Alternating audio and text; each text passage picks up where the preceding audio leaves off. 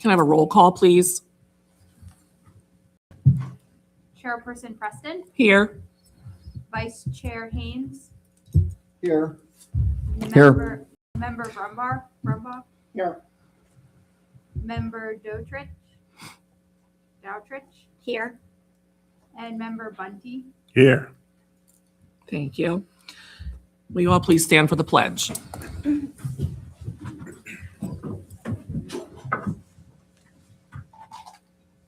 pledge Allegiance to the flag of the United States of America and to the republic for which it stands, one nation, under God, indivisible, with liberty and justice for all.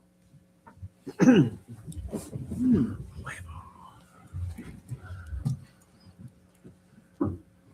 I have a motion to approve the minutes from July 30th, 2025? I'll make a motion to approve the minutes. Do I have a second? Second. All in favor? Aye. Motion passes. Can I have a verification for the zoning and the planning officers, please?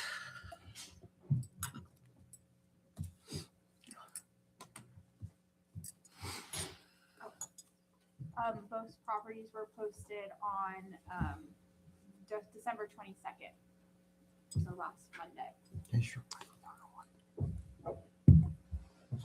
Is your green light on? Yes, it's on. Okay. Okay. Yes, both properties were posted December 22nd. Okay, so we can move forward. Go ahead. Yes, please. Okay, I think my microphone's broken. Would you like to use It's this one instead? The green light won't stay on.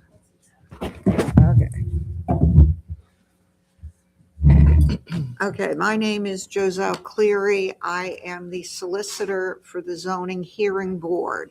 There are 2 hearings this evening, and the Zoning Hearing Board will conduct each hearing in the same manner which is required by state law. For each hearing, the first item of business will be to determine the parties to the hearing. The applicant is always a party to the hearing. The borough is always a party to the hearing, whether or not the borough chooses to actively participate in a hearing.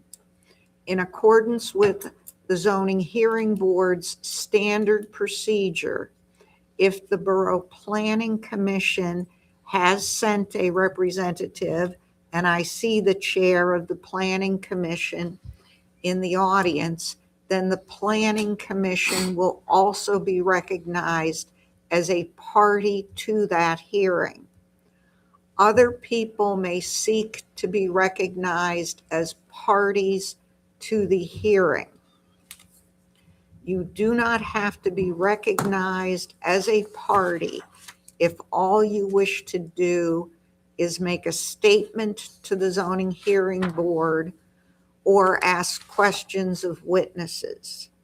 If you wish to preserve your right to file an appeal to the Lancaster County Court of Common Pleas, if you disagree with the eventual decision of the Zoning Hearing Board, then you must be recognized as a party, because only parties have the right to file an appeal.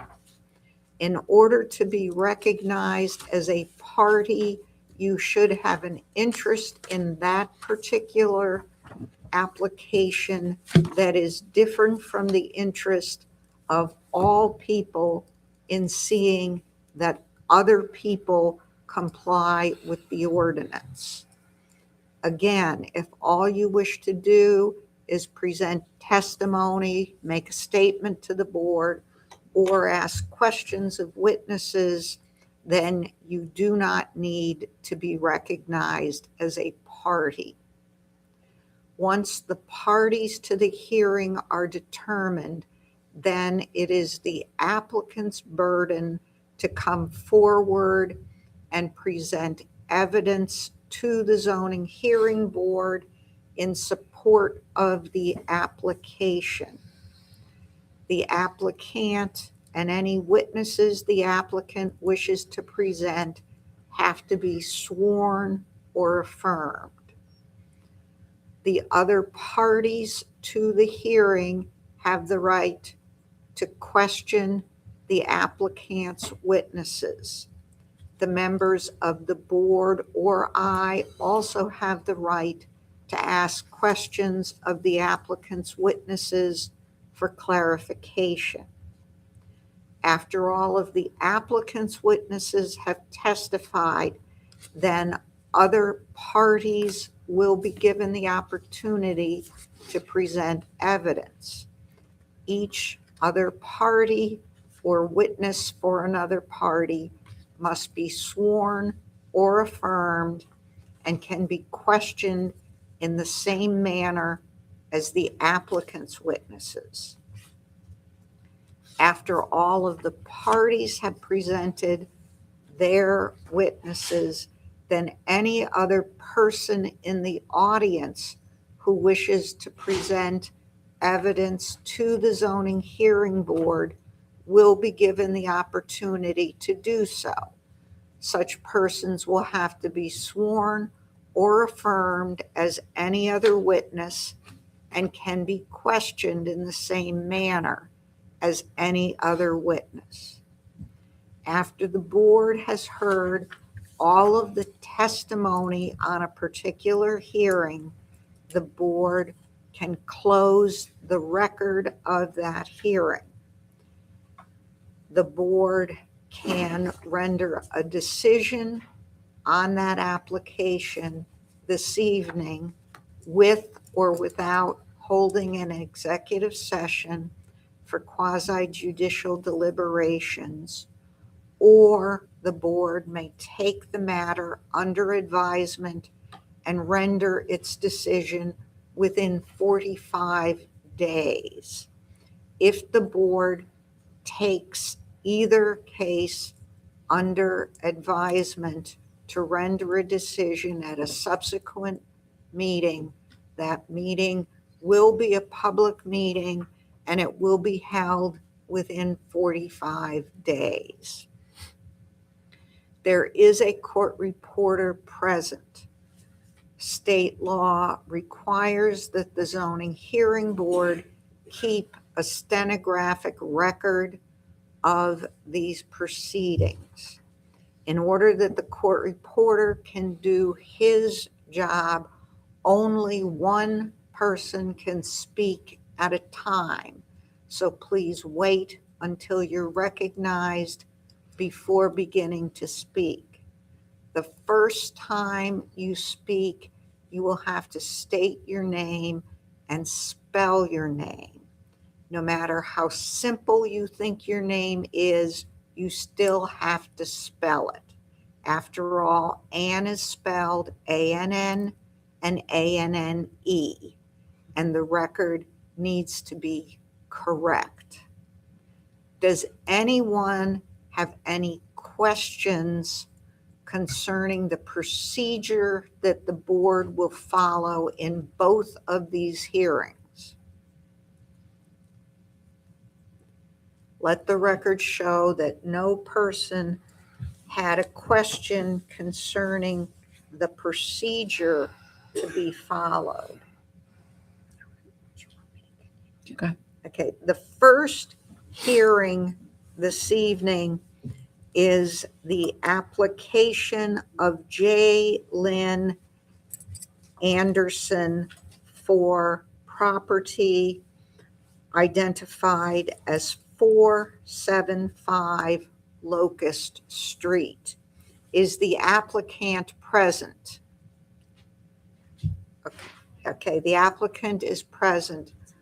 Are there any other persons who wish to be recognized as parties to this hearing? Does the borough wish to actively participate? Yes. Okay, for this hearing, the Borough Council President, Heather Zink, and the mayor are both here to represent the borough. And I see that the Borough Planning Commission Chair is present. Does the Planning Commission also wish to be recognized as a party to this hearing?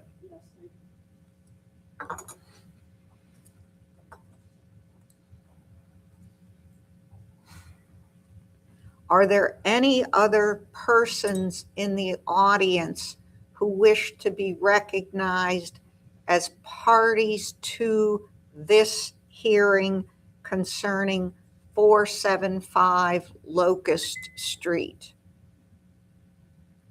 Okay, seeing none, the parties to the hearing are the applicant, the borough being represented by the council president and the mayor, and the Borough Planning Commission.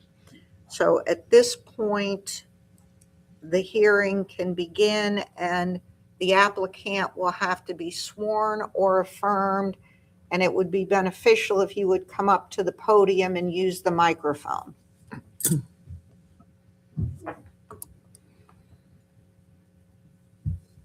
And you need to be sworn or affirmed.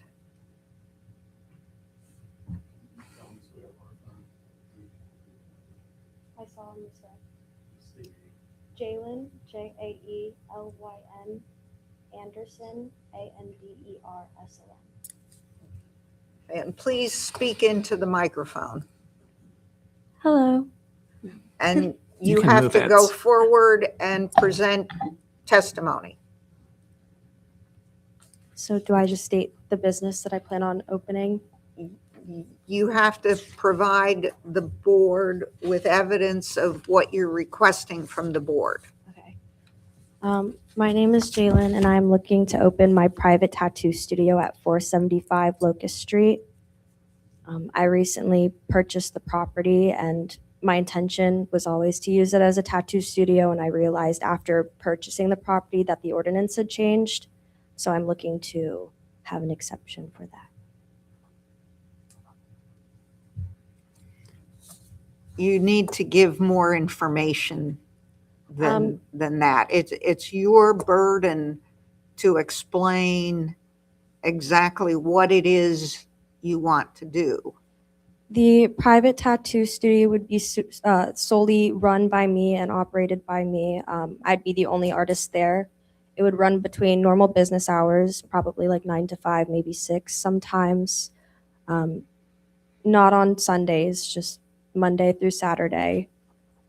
There wouldn't be any walk-ins. It would just be private clients coming in.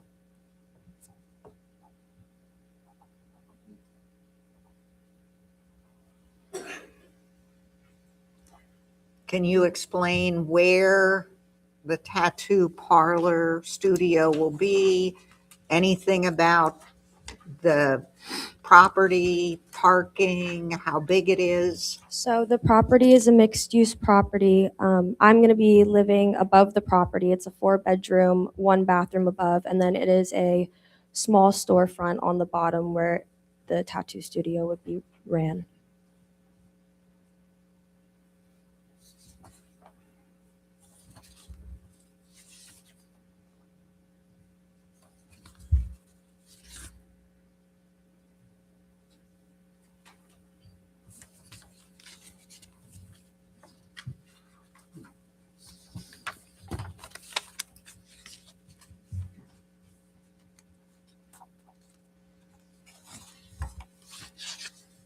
And do you want the board to take notice of the narrative in your application and all of the material? Yes, please.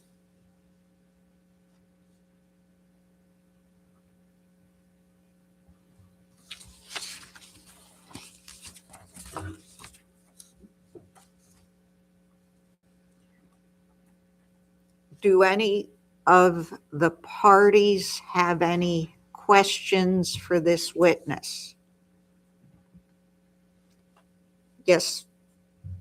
This is the time for questions for her. That would help.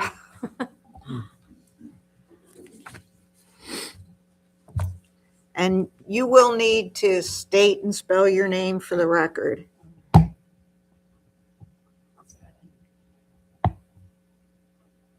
You don't need to be sworn. You just need, Mary, middle initial, Wickenher.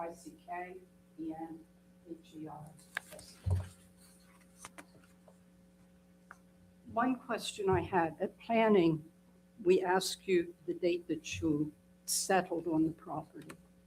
One thing we did not ask you was the date you signed the sales agreement on that property. Can't hear. you have to come forward, both of you, and use the same mic. I don't recall the day that I signed the agreement. Okay, that was the one question I had. We did clarify when the settlement was, but we did not ask that question that evening. Thank you.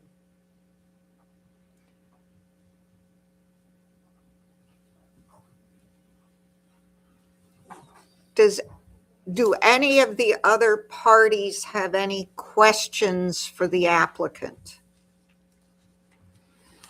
Okay, does anyone in the audience have any questions for the applicant? Please stand, go to the microphone so everyone can hear you, and state your name. Hi, my name is Sandy Wilson, SandyWilson. Okay. My question, do you have any record of when you signed it, the sales agreement? Is it on your phone or anything like that? I'm sure I could find a record in my packets, but I don't have it on hand. That's important to But I could the find council. it. No, only one person can talk at a time. This isn't a conversation. You're correct. You're correct. So my apologies. If that would be very helpful to the council, I think she would be more than happy to get that to you. What? This is a hearing. Oh, so you can't This do that. board Turn it up. makes its decision Today. on the Can you turn the evidence sound? presented Okay. tonight. I didn't know if you had your phone with you, if you could look. But- Okay. No. Is there anyone else in the audience that has questions for this witness? Does any member of the board have questions for this witness? The pictures here that you have part of your packet, Yes. what is this? So that was kind of like a mock-up of the design that I was doing for the studio. Some of them have already been applied to the studio in preparation, but that was kind of just the design goal. Okay. And what about parking? Where do you plan to have your people parked that are coming for your appointments? So my appointments are solely client-based. It would only be one vehicle 90% of the time at a time, and they would probably be taking the spot that I don't use outside of my property. And you'll never have any walk-in appointments at all? I can make that totally a thing. No, I don't need any walk-ins. To clarify, the parking space you're referring to, is it on-street parking or off-street parking? It is on-street.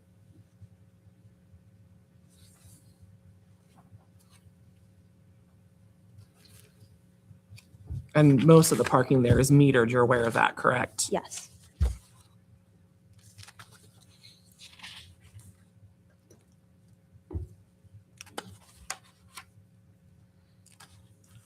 You said probably for your hours. You don't have any set hours at this time yet prepared for the opening of your business? I don't have any set hours, but I can work around any hours for the studio. When you say that, what does that mean? Can you clarify that for me? So if usually I book my appointments between the hours of 10 and 5 o'clock, I never usually go outside of that. So if that was a requirement or I could only keep it inside that time frame, I wouldn't have a problem with that.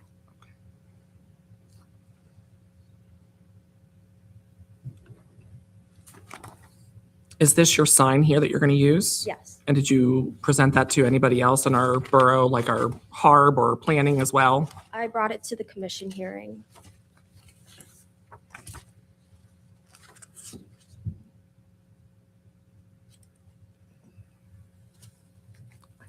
Microphone. Anybody else have questions? I do. Go ahead.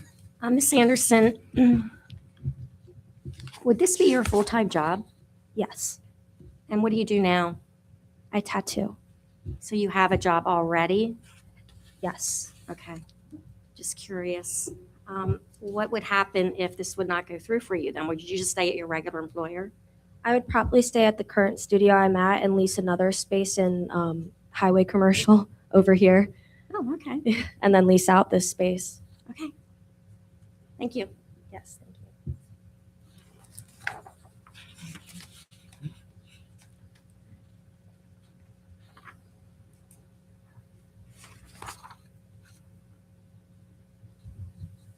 Could you state your settlement date again? October 13th, 2025.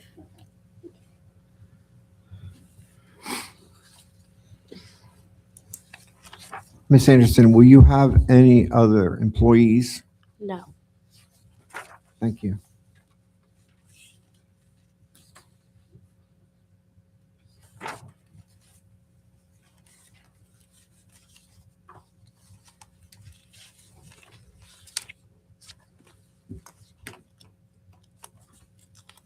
Any other questions? Nobody? We have no more questions. Does the borough wish to present, or does the applicant have any other witnesses? No. Does the borough wish to present testimony? Yes. Then you need to come forth and be sworn or affirmed.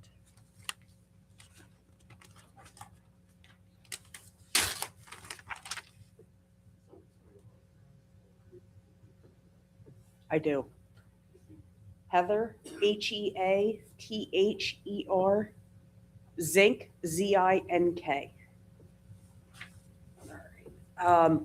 Speaking for the borough, in the spring of this year, I think probably March, April-ish, we started talking about to change the zoning ordinance to define a tattoo parlor and designate the zoning district for that.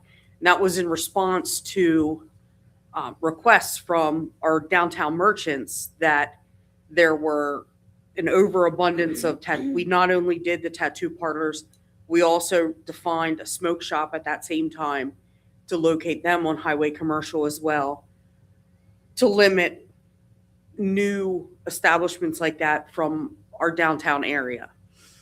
The zoning was, like I said, it was worked on all spring and it was finalized. We had the hearing for the zoning ordinance the last Tuesday in August, and it was unanimously adopted by council to make those changes to the zoning ordinance. Again, it was done in response to our business community saying we're being overrun by these types of businesses. We would like to not have more of them coming into the downtown. We would like them elsewhere. And ultimately, council agreed that we would like that to stay on the Highway Commercial District. So, I'm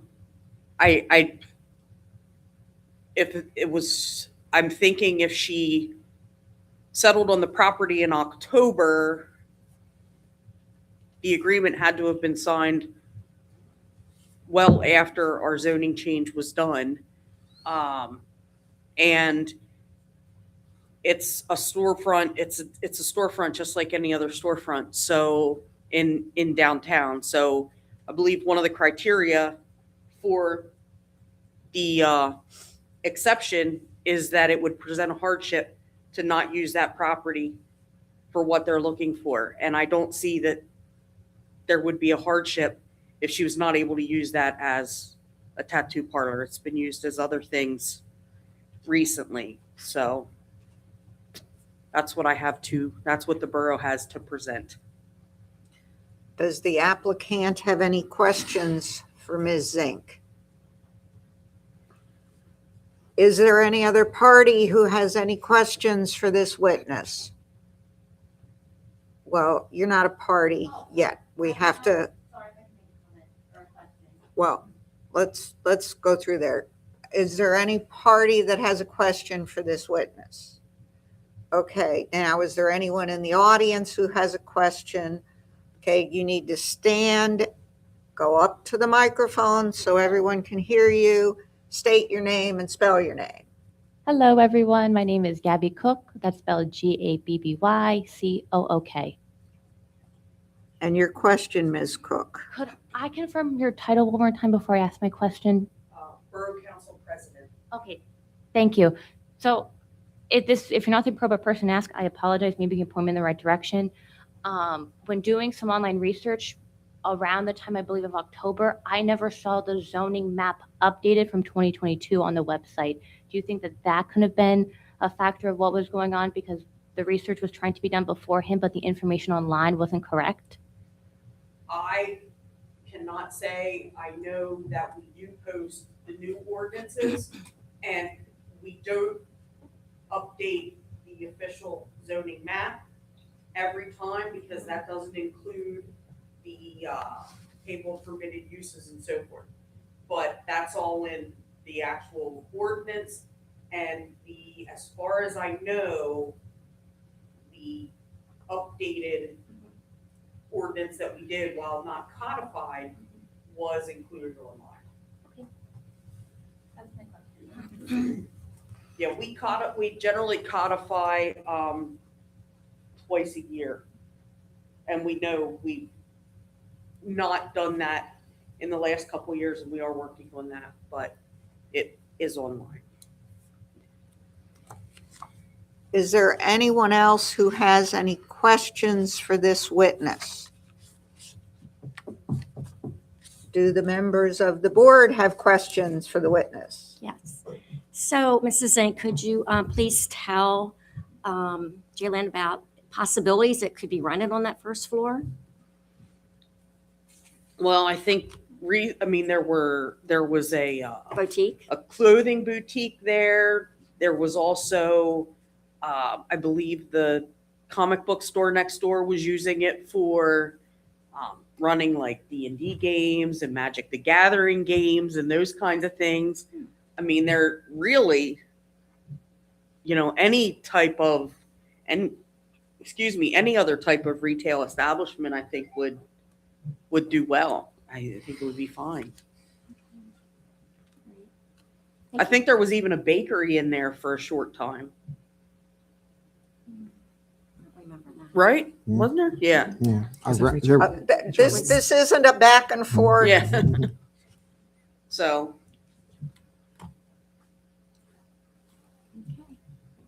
That's all I have. any other questions? Any more for her? We're done with her. All right, you're done with me. Yeah. Does the planning commission, Don't forget the mayor. well, Mayor, do you wish to also present testimony on behalf of the borough? Then you need to come forward and be sworn or affirmed.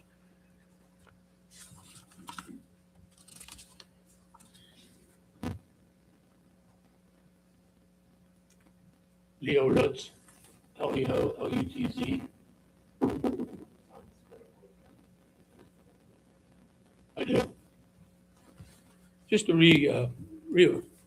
restate what President Zink stated. Last year when we met with the Merchants Association and the Columbia Downtown and the Columbia Economic Development Corporation, it was strongly suggested to us to make these changes. While the borough tries to be business friendly, we also respect the wishes of the businesses we currently have and any effects or questions or comments they may have. But one thing I heard here tonight was the first floor would be retail or would be business. Second floor and possibly the third floor, whatever the other remaining floors, were going to be a residence. And I heard testimony that there would be no off-street parking. So there's no off-street, from what I understand, listening here tonight, there's no off-street parking for the residents or for any potential business going in there. It would only be parking on the street. Thank you. Does the applicant have any questions for the mayor? Does any party have any questions for the mayor? Yeah, Mayor. Leo, don't leave yet. Mayor, you need to go back because you can be questioned, please. Okay. Ms. Cook, since no other party has a question, if you have a question, you need to go up to the microphone. Hello, Gabby Cook is back. I don't know if to do that again. And this is my fault for maybe also not asking Heather as well. I don't know if she can participate in this, but you said that the merchants and the businesses had complaints. I don't know if you're giving specific details about issues that they were happening, or were their customers being rowdy, just specifics so we can understand. We, just recently, we had several tattoo parlors on Locust Street. One went out of business, and it was a real problem. Police were there quite often. The businesses stated to us that they felt as though their businesses were suffering because people didn't want to walk the streets with that kind of activity going on. That's what I heard from the businesses. Does that answer your question? Does any member of the board have a question for the mayor? Yes, I do. Leo, you brought up parking for this business and it being a problem because there is no parking for it. But do we currently have other businesses that are on Locust Street that do not have parking as well? I would have to say yes, but with that statement, I would say those businesses are probably grandfathered.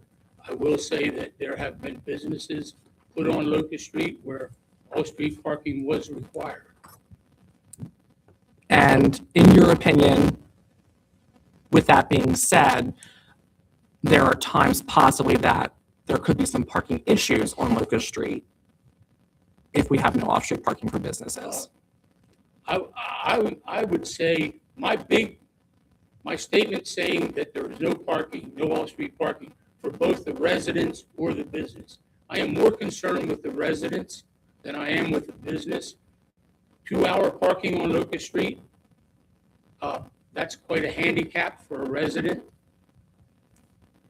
And most residences here have some kind of off-street parking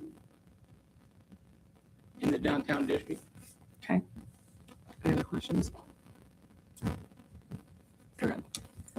Do you have a question for the mayor? I can't hear you. Sorry.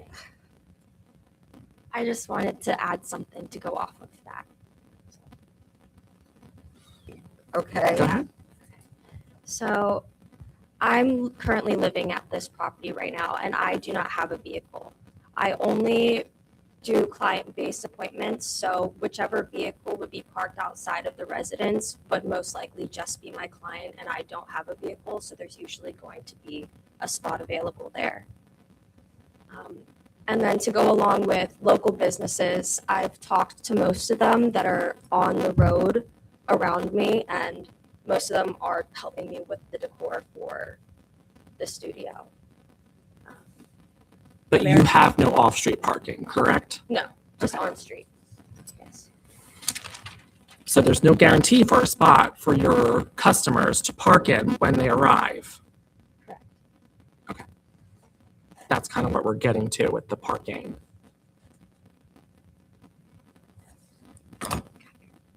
Does the planning commission wish to present evidence? And this time you do need to be sworn or affirmed.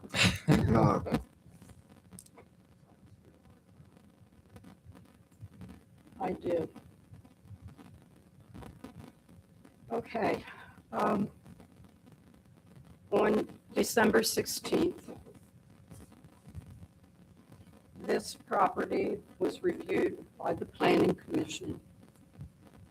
And we did have the packet of information such as you have, the pictures, what she intends to do,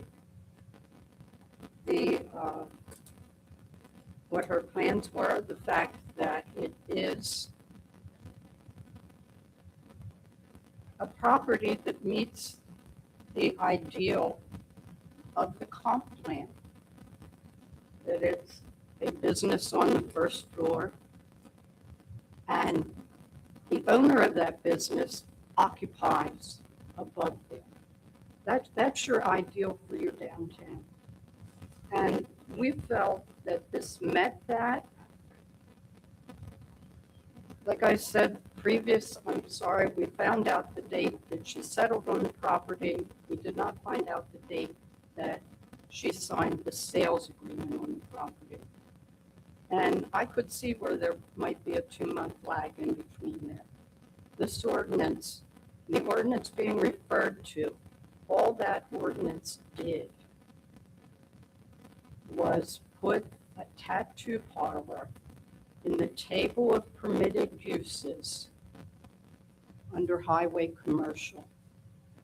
That was part of the issue. We have a body piercing and tattoo ordinance that was adopted in 2009. But in that ordinance, there was never any reference made to where those type of establishments could be located. They could have been located anywhere in this borough. And yes, what was happening is we were seeing a number of tattoo establishments in the downtown area. Right now, there's still one active one up in the same block where Javelin wants to go. There's one down in the 200 block, just up from 2nd Street. There's one that closed down there. And we just felt that the business she wanted to put in there was not the type of business that we were seeing on Locust Street. We felt that the fact that she was going to be by appointment only, and that she was going to be more, I'll use the word higher class of tattoo artists than what we were seeing. That we felt to make the recommendation to the zoning hearing board to grant this variance. Now, you already know that we made this recommendation because of the memo that you received from the zoning officer. No. There was no memo from the zoning officer, and there will be no memo from the zoning officer to the zoning hearing board because the borough is a party. Okay? Those were removed from the packets before they went to the zoning hearing board. Okay. But this was still discussed at a council meeting based on that. Well, what council does at a council meeting is not binding on the zoning hearing board. By law, the zoning hearing board is required to consider the evidence presented at the hearing, and parties cannot communicate with the board outside of the hearing. I am glad to hear that. I was very confused by things that were going back and forth. Thank you for the clarification. I think I presented the planning commission's position on this. We felt this would be a contributing business to the downtown. And like I said, the fact that it is a business that is, I'll say, owner occupied was something that we felt was very good We felt the fact that she was by appointment only. And we truthfully did not get into the parking issue. For one thing, where that property is located, and I can tell you from my own observations, the residents in that area who rent, most of them park up above the highway. You know, so it's not like there isn't parking available in the back. So that's a testimony I have to give on behalf of the planning commission. And it was a unanimous vote of the planning commission to recommend the variance be granted. Does the applicant have any questions of the chair of the planning commission? Do any of the other parties have, then please come forward, use the microphone. So the question from the borough is, if the variance is granted, then that property, until it sits vacant for how long, is able to be a tattoo parlor. However, if she sells that and another tattoo parlor can go in, they are not obligated to have the same business and the same business model that she has, correct? My understanding is any conditions that would be attached to that property would follow through with that property, such as hours. But- And appointments only, that those, if those conditions were to be placed, they would be attached to that property and would follow through to any succeeding owners. So, but we could still be in a situation where that use is grandfathered for that property. That's my only concern. With the conditions. But I mean, to ask the At board this to, point, it's questions Yep. to the So- witness, not argument Yep. to the board, all right, that was my question. okay? Does the mayor have any questions, you being the other party? This is a question, not a position statement.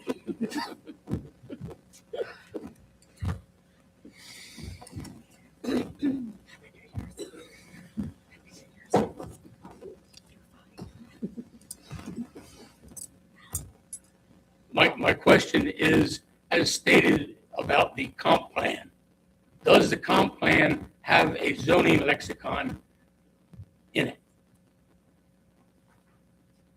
Not that I'm aware of.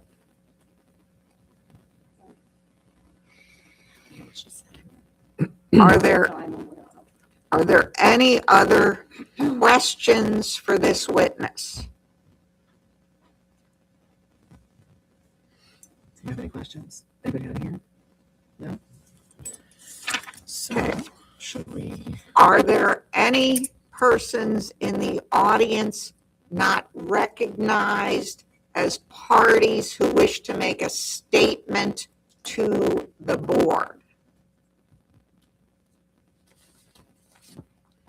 Okay, this is your last chance to present evidence to the board. Okay, seeing none, the board may, if it desires, adopt a motion to close the record. Do I have a motion to close the record? I move to close the record. Do I have a second? All in favor? Aye. Aye. Motion passes. I move for an executive session. Okay.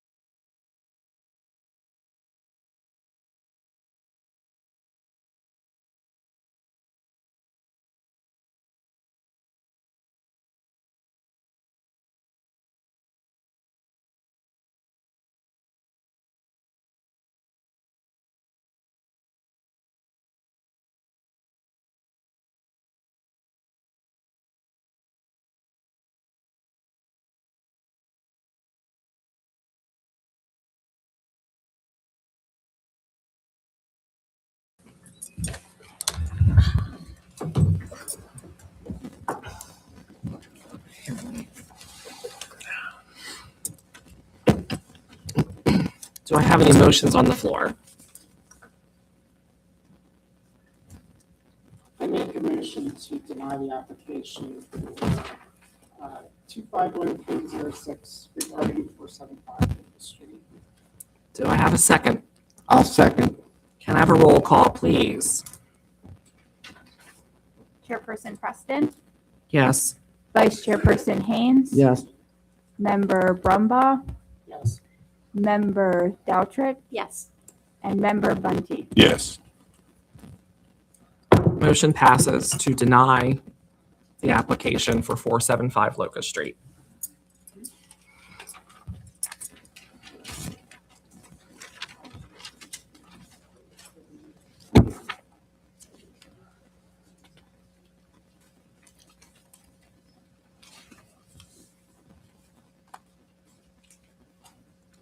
Our next hearing will be for 515 Chestnut Street.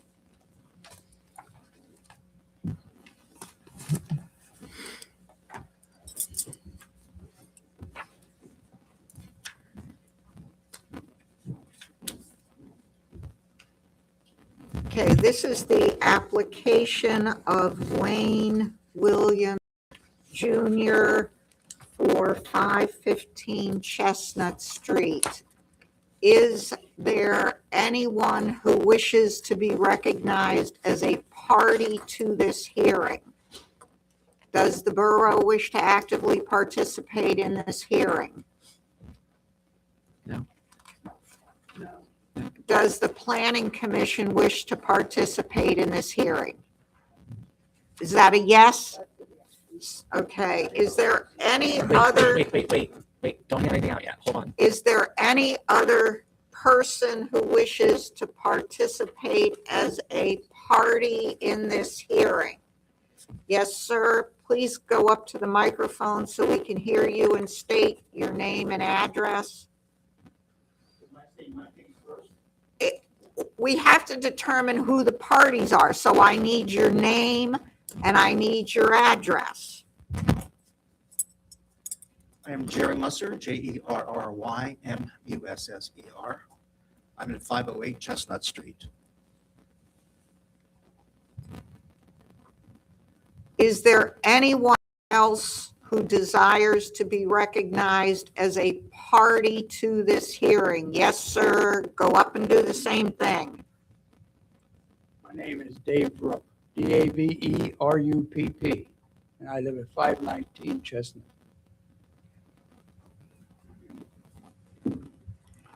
Is there anyone else in the audience who wishes to be recognized as a party to this hearing?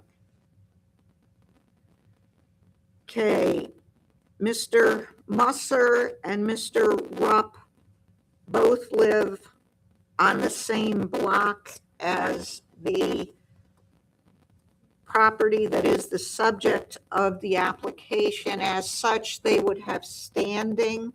So I would recommend that the board adopt a motion to recognize that the parties are the borough by operation of law, the Borough Planning Commission, Mr. Musser, and Mr. Rupp. I move so for that. I'll second that. All in favor? Aye. Aye. All right, the parties to the hearing have been determined. Mr. Williams, if you wish to present testimony, you need to be sworn or affirmed.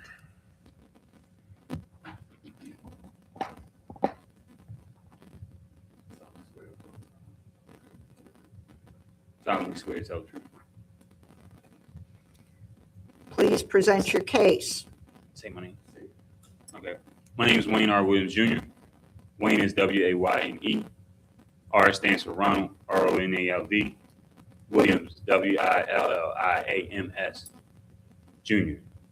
J-U-N-I-O-R. Sorry, I haven't had to spell that in years. You can hand out your paperwork, but make sure the stenographer gets one. Sure. I'm handing out, I wrote a proposal that just spells out in detail how I would operate this Airbnb and reasons why I'm even asking for variance of zoning here. Okay, the court reporter can mark that as exhibit, applicant's exhibit 1.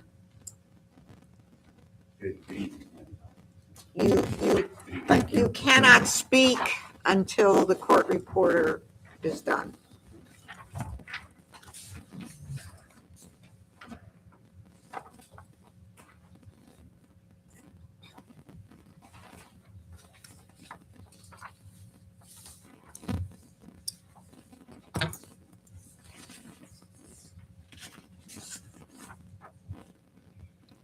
And please present your case. Yes. So recently, well, in recent years, I got diagnosed with cancer. It progressed, and I'm an entrepreneur. When I purchased my house almost 7 years ago, this coming March, and the last 4 of those almost 7 years, I have been battling cancer. The last 12 to 18 months, it regressed, interfering with my ability to work as an entrepreneur, leading me to here. Just in short, I either would need to sell my property, in which I don't have anywhere else to go, in terms of family, etc., like permanently. So I would ultimately use the money from the sale to live somewhere else, and I don't want to. It's my dream home. Or lease the property. Taxes make up 60% of my mortgage. Therefore, a long-term tenant doesn't make sense financially. So it would either be, I did the numbers, it's like $15 or $20 profit in terms of long-term tenant. So short-term tenant, short-term leasing actually gives me income and does provide some sort of security given my health state. So I would be able to obviously make money beyond a conventional lease. There is a possibility not a possibility, it's for sure going to happen. In the next 1.5 to 5 years, I could get what's called a stem cell transplant, which would ultimately hospitalize me for a minimum of 6 months or more, at which point I would have to either, between then and now, save enough money to man all my responsibilities, or have income in place to cover said responsibilities. So that's the caveat, if you will, of this initiative. And I mentioned that in the overview section. I see that some of you have already read through, but just to provide more detail on that. So I requested variance to change the property zoning from low density to the proper zone to allow short-term rental, Airbnb, Vrbo, or the marketplaces of the likes. And I'll get into ordinances and requirements as we move along. The property was a rental property, I should state. And in fact, I do have a copy of the rental license that was current when I purchased the property. I'll pass it around if anyone wants to see it. But it's public information. So the property already was a 1 unit. It has off-street parking. It's a 2 to 3 car garage. So there's essentially 2 indoor parking spaces in the garage, and then an additional 2 parking spaces outside the garage. showcased in the photographs that I did provide to the zoning officer a few weeks back. That's the front of the property. This is the rear. So the two brown doors in the center of the photograph represent two interior spaces for parking, and then it also represents two exterior parking spaces. Now, the vehicles to park in front of the doors, the garage doors would have to parallel park as if they were parking on the street. So it's not like a pull-in parking space. It would have to park parallel to the garage door. But two parking spaces nonetheless. Currently, I have a large work van parked there, and then I have a mid-size SUV, and they both fit without encroaching anyone's property.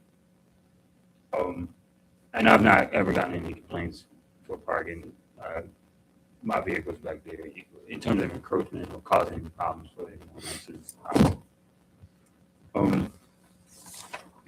So my objective is to obviously obtain a variance hearing, which we're doing it now.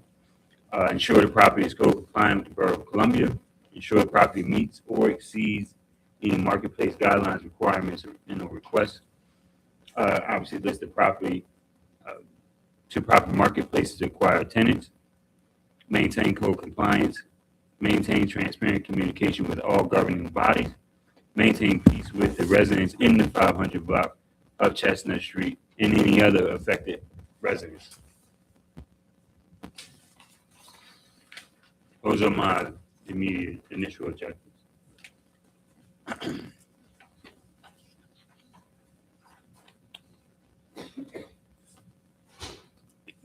With listing, I'm just going to use Airbnb throughout this hearing. There are other marketplaces, but just Airbnb is what everyone's familiar with. Airbnb has their own requirements, and they require that hosts present licenses giving permission for short-term rentals in whichever municipality the property is located. Once the property is listed, Airbnb requires before and after photographs for liability purposes.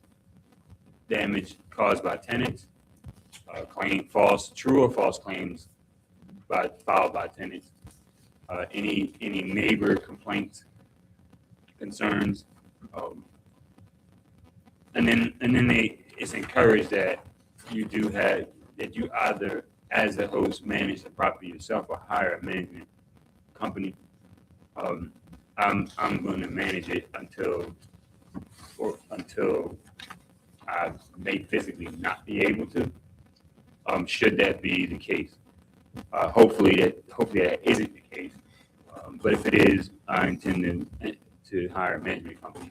I've already interviewed 3, so I have 3 management companies in mind that specifically manage short-term rentals, and they're not just a fly-by-night management company or management.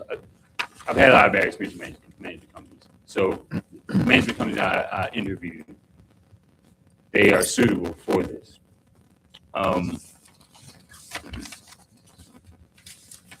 Also, the borough, I read on one of the short-term rental guidelines requirements. The borough requires that hosts or owners management report each tenant each time occupancy changes hands from one tenant to the next.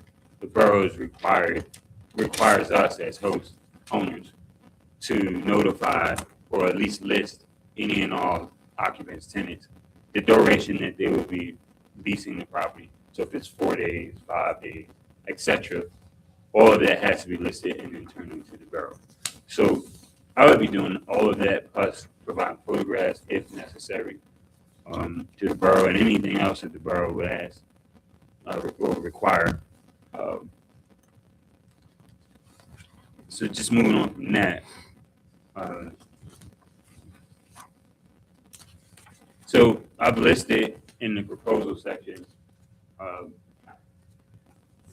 Airbnb has several pages, several different links. And I just listed the top 5 that everyone could research yourself. Airbnb has what's called ground rules, which is their rules. They also have, so that's one page. They also have another page for neighborhood support, where neighbors can go online and file complaints on host or guest or both, at which point Airbnb would then get involved to seek resolution, obviously.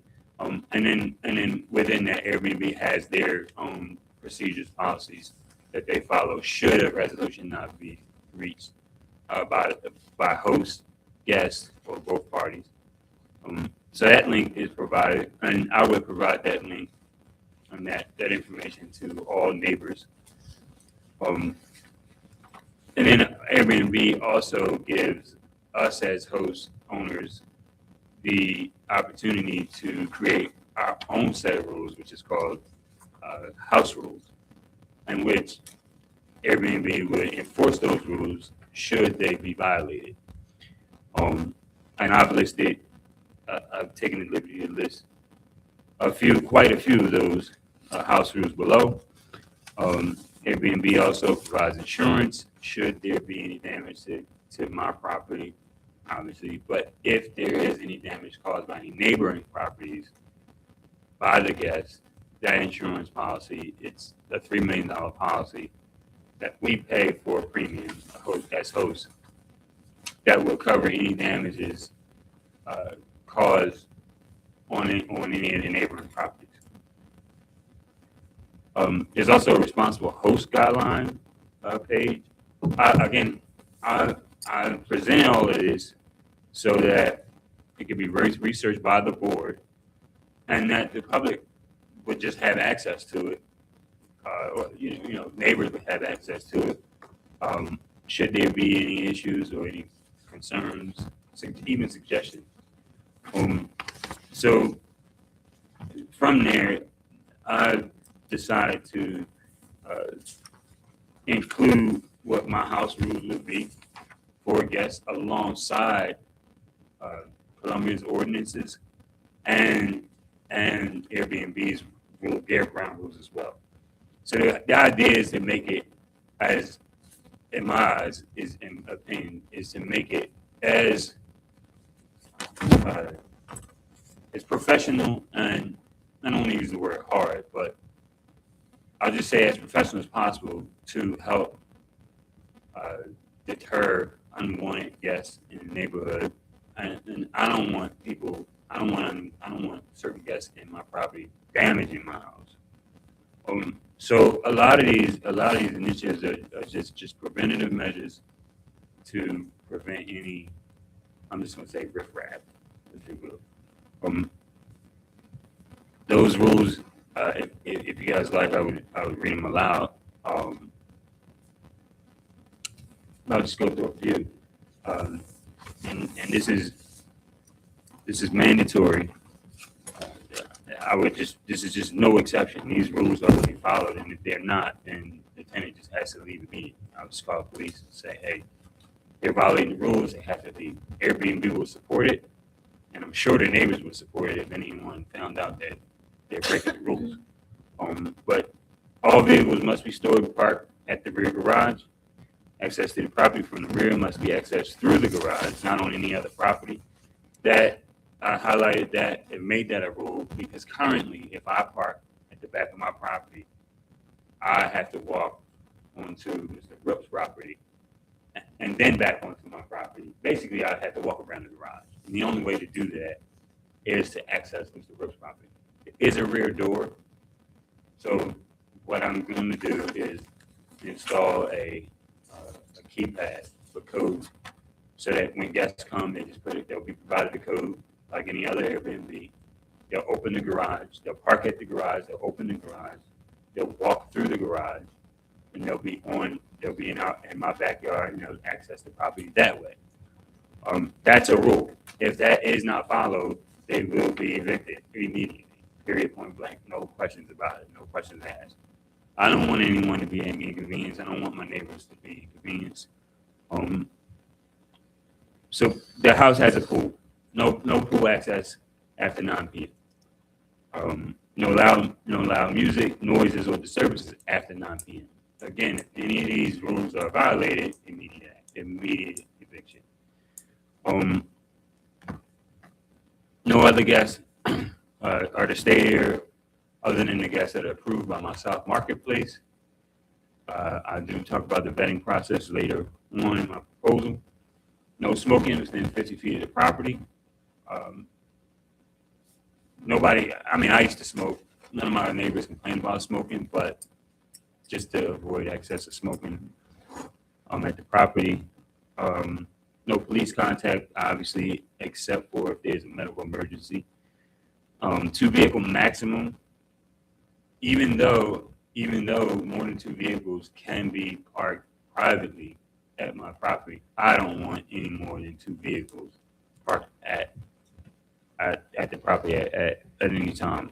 No recreational vehicles, obviously, no RVs, and then unless there's parking accommodations elsewhere, they can bring in recreational vehicles like RV or camper, but they can't park it there. No recreational vehicles for example, dirt bikes, quads, go-karts, side-by-side, anything that cannot be registered and legally operate on the street. I don't want it at the property. It shouldn't be there for noise and just nuisance reasons. Just thinking about the neighborhood there. Obviously, no modifications to the property, interior, exterior. No entry to the property from any connecting property, so they have to go through the garage. If any of the neighbors were to say anything to my tenants in terms of suggestions, concerns, etc., they would have to consider and then implement. Obviously, I would be made aware of such concern or suggestion, at which point I would just implement it, as long as it's reasonable and fair. But I would just implement it in my practices, and then obviously notify.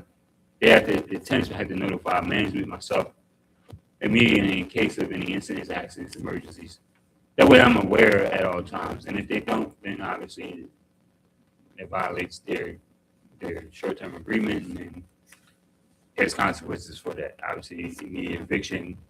Airbnb also will not allow tenants to continue to use Airbnb should they have so many infractions, or if the infraction that they committed was so egregious, they may prevent them from renting in the future. So since I've been at this since 2024, like the fall of 24, the borough offices had personnel changes, many changes, that I've gotten mixed information from different personnel that aren't here. But we have personnel that is proactive, effective, efficient now. Through that process, I was able to find out what's required by rentals and short-term rentals, and there's certain things I did to prepare the property should the variance be passed, allowed. So obviously, Knox box for emergency responders to have access immediately. First aid kits installed, fire extinguishers are installed, smoke alarms, carbon monoxide, and then obviously I went through the rental checklist and completed that as well to make sure that the property is safe for any occupants. I did inspect and I provided the websites that I inspected the property with. So I used the rental checklist and then also used the safety checklist provided by the borough. So it's my duty to uphold the standard of the immediate community, as I've done so since I've lived in the property. Back March 2019, I tried my hardest, my best to get along with everyone and make sure that we are all on the same page. If I commit an infraction or if I rub somebody the wrong way, I'll take accountability, apologize, and try to make it right, because we all have to live together at the end of the day. So that's been my practice there.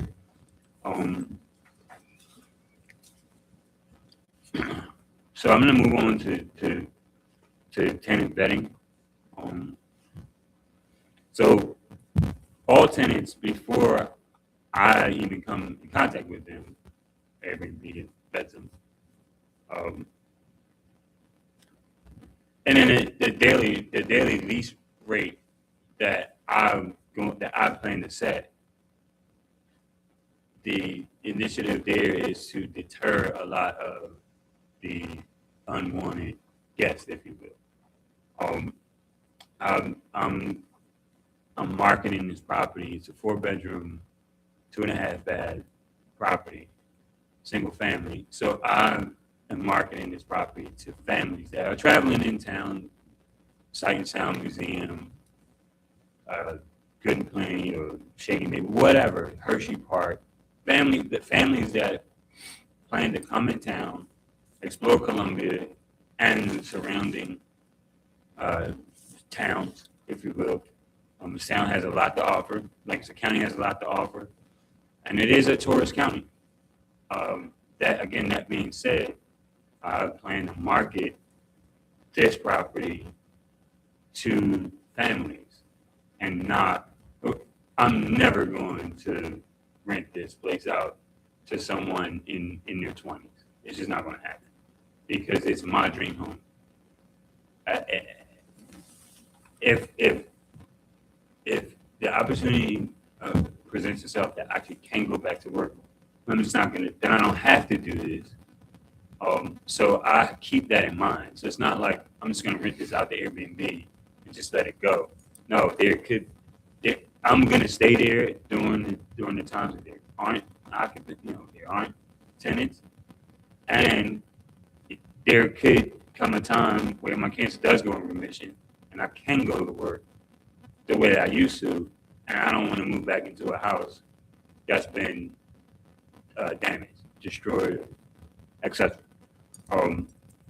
So moving on, I'm going to ask direct questions regarding intended use, the amount of guests, and their personal habits. Each guest, I'm going to create a series of questions just to vet them, to give myself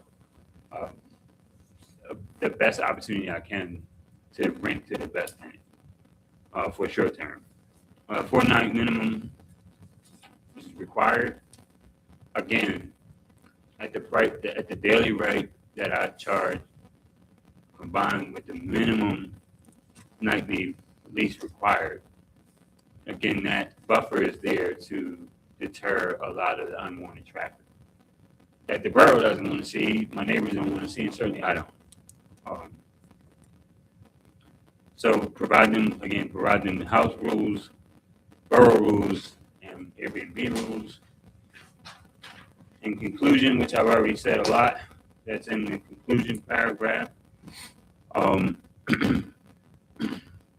in short, again, I intend to operate this Airbnb short-term rental with the utmost professionalism, outline the proposal. I'm going about this the right way.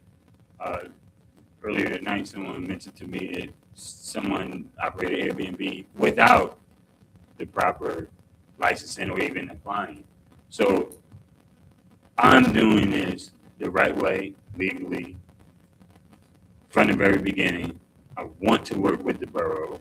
I want to work with my neighbors, as I have done and I'm currently doing, to ensure that this all goes smoothly and showcase, hey, this actually can work if you do it right.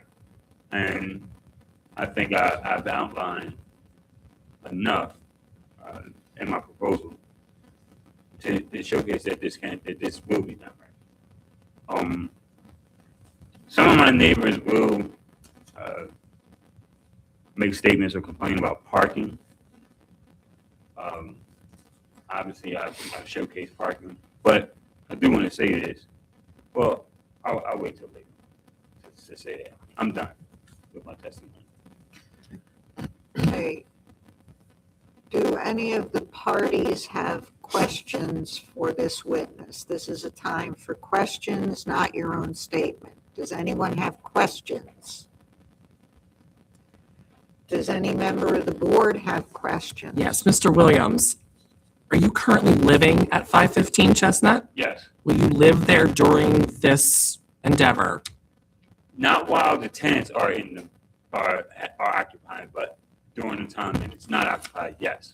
So you stated earlier that you're going to do this because you have nowhere else to go, but you do have somewhere else to go while you have tenants, correct? Temporarily, yes. And you mentioned a 4-day or night lease minimum. Yes.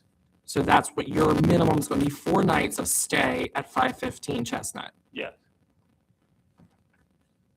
Typically, yes, especially during peak times, and I've done a lot of research, but typically during peak months, so it's going to be from June when school's out, June through mid-September, depending on when kids go back to school. During that time, that's when families travel. So typically their stay would be from a Thursday to Sunday. So that's why we do the 4-night. That's why I'm doing the 4-night minimum. And what is your minimum of occupancy for guests? 6 to 8. And you have enough space to acquire for that Yes. with you there too, Yes. if you had to? If I had to, yes. And do you have separate kitchens? Are you sharing space with the tenants? How does that operate? Because we have no interior pictures either. So again, so there's only one kitchen, and it's on the first floor. Again, I won't be staying there while the tenants are there. That would be more like a bed and breakfast. We talked about that, and at which point I wouldn't even be here applying for this. So I don't want to stay there just for safety reasons. I don't know these people who don't know me. That just doesn't, and I'm not interested in running a bed and breakfast. I don't want to put myself in that situation. Just for safety reasons. But they would be there 4-night minimum. I wouldn't be there. I would stay with friends temporarily.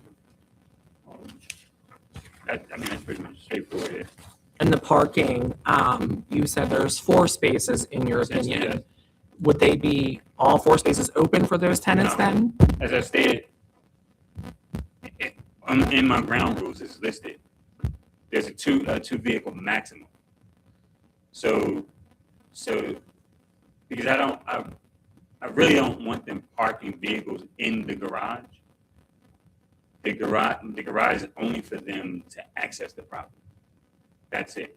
So they can And bring, what's the space between the garage door and the alleyway? I believe, that's it there. What's that? Do you know what the I measurement is don't of know that? what it is. You don't. I'm gonna say it's gotta be the average width of the vehicle is. So it's gotta be minimally 15 feet, minimum, Of a width. correct. From the door to the alleyway, minimally, it's probably way longer than that. And in your opinion, you can get 2 cars back there without impeding into the alleyway. Not my opinion, that's my experience. Okay. I'm done.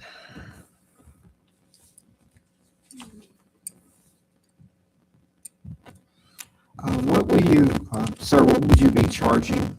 Do you have a, Yes, minimally, because the amenities, minimally 430 nights.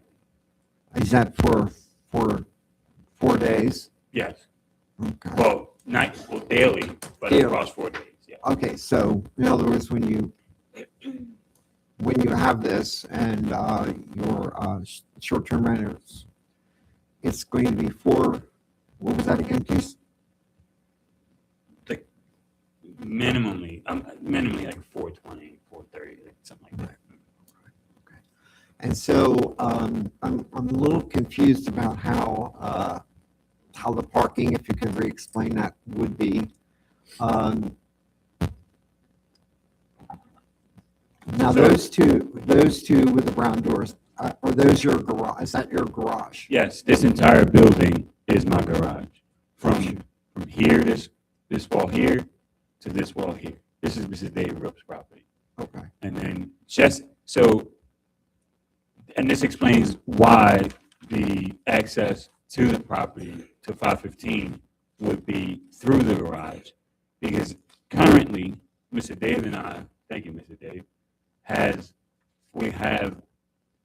he allows me to access his property when I park in the rear. So I would parallel park here. Right now, currently, my work vans parallel park in front of this garage door, right garage door. If need be, my vehicle that's just outside now, I park in front of the left door.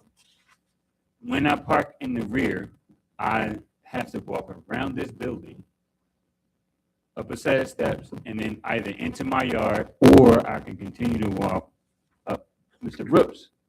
He has a sidewalk to the front of the house, and typically I take the sidewalk because in my yard it's grass, especially if it's raining. And then there's a lot of stray cats, so I don't want to step in cat poop in the wintertime. But anyway, one of the ground rules is that the tenants must open either one of these garage doors, walk through the garage. There's a rear door, they have to walk up steps, but walk through the garage and out the rear door.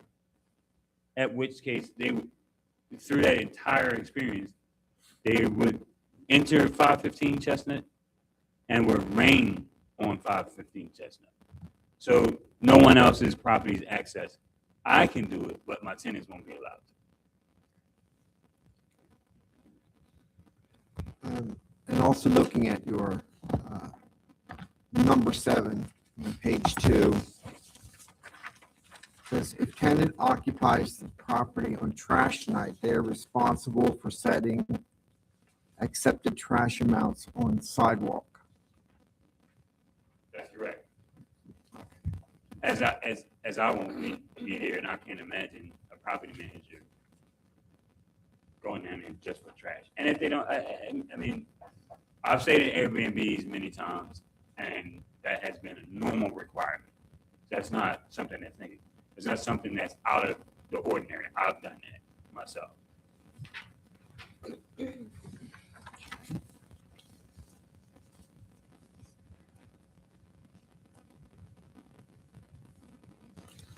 And should you not be there, and you are providing the rental, how would the management occur? How would you manage the property? So I can, this answer is limited just because my answer is going to be limited, just because I have not used Airbnb's platform yet. I can't. So I don't have that experience to fully answer your question. But what I can say is at the time of each occupancy, whatever the interactions are via Airbnb, obviously I'm going to go through that. And as I mentioned, follow the borough's ordinances. And then the property does have cameras, exterior cameras, in which I don't have to remove. Therefore, I can remotely see everything that's happening.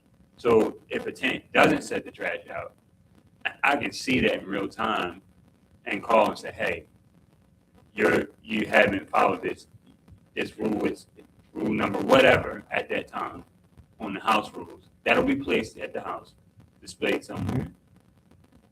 Can you take the trash out? And I mean, if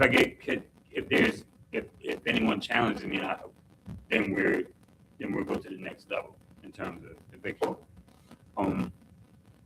But again, I can't fully answer your question because I don't have experience with Airbnb's system the process. But I can see on the exterior, both rear and front. I'm gonna add some cameras on the sides.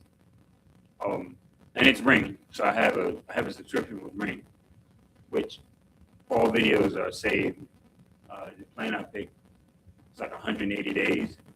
So if the borough if there was an incident, if the borough needed footage, I could provide it. If I needed, police needed, etc.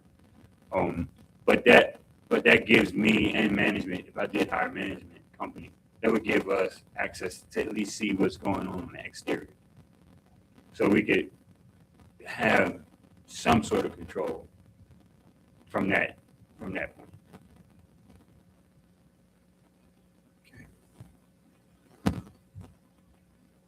Okay, now as far as,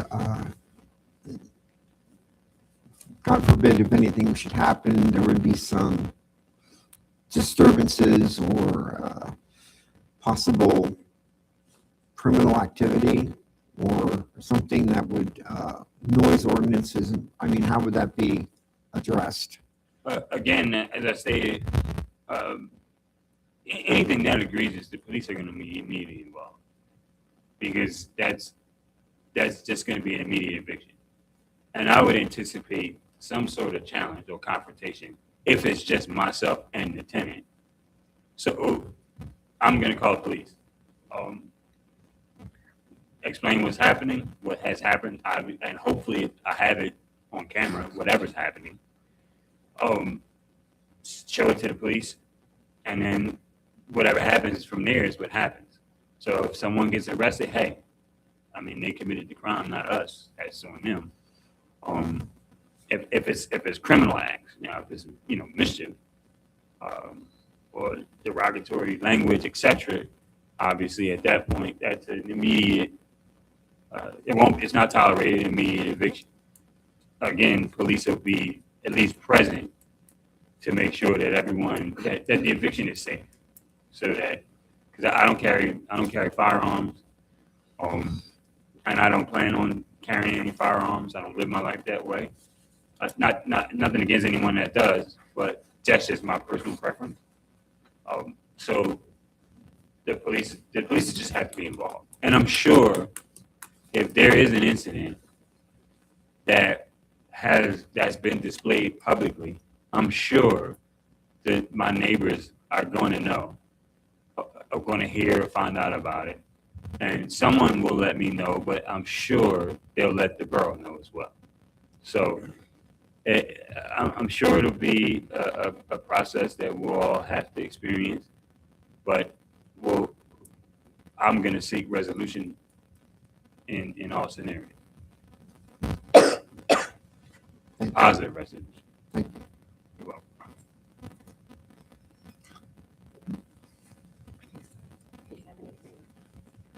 What's the maximum number of minutes? So I really don't want anyone in here beyond 7 days. So what happens? I'm aware of this. These rules are in place, and again, I'm incorporating Airbnb's rules or whatever marketplace, Vrbo, etc. Borough's ordinances and my own house rules, because there are people that will squat, and there are people that will try to stay longer than leased. And so for that, obviously there's a minimum and there's maximum and price point to try to deter. But yeah, I don't want anyone in there beyond 7 days. Because, I mean, on the 5th day, you're getting pretty comfortable. So, and again, this is like still my home. I still view it as my house, not like an investment. It's still my house. So I don't want it damaged at all. I don't care about so when a tenant does create damage, you call and the insurance company will cover the damages. I just don't want to go through that process. So minimum 4, maximum 7.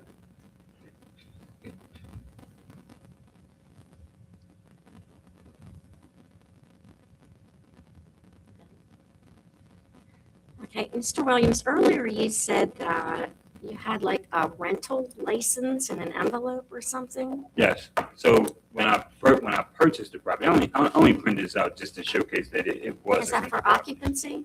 I'm sorry? Was that for occupancy? No, it's a rental license.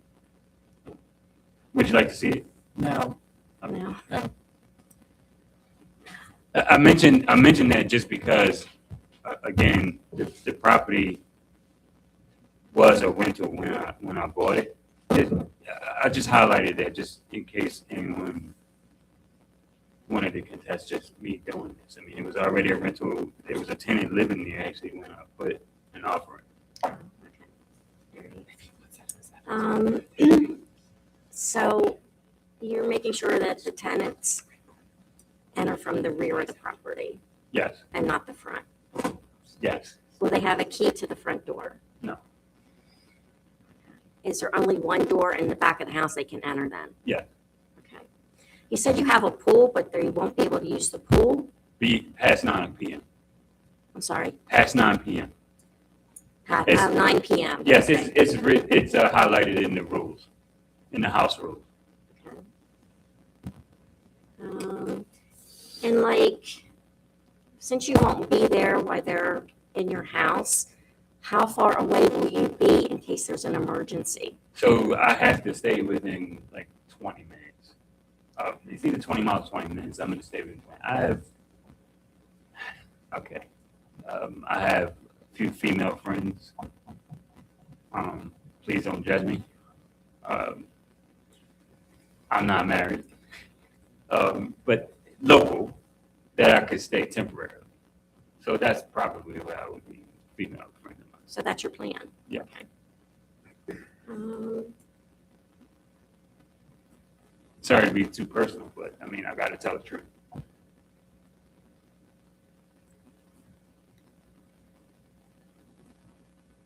Yeah, that's all I have for now. Questions from us? Okay, do any of the parties wish to present evidence? Does the planning commission wish to present testimony? Then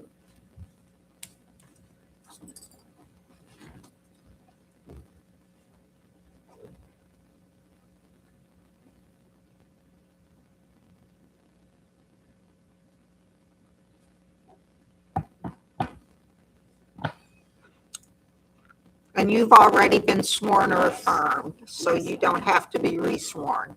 Okay, Mary Wickenheiser, Columbia Borough Planning Commission. Mr. Williams was to us also on December 16th. He presented very much the information that he presented here this evening.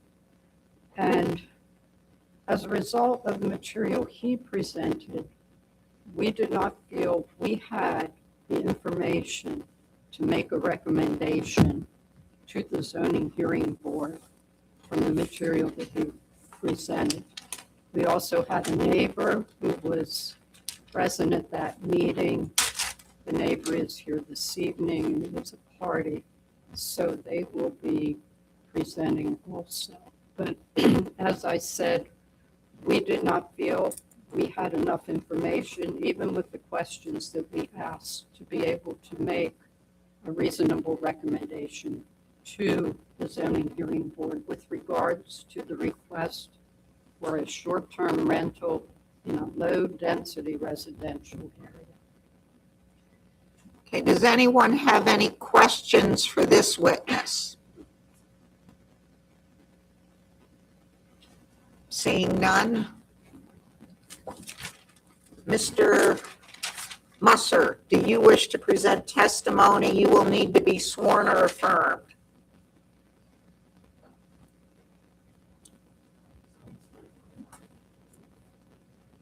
I do. Okay. Yes.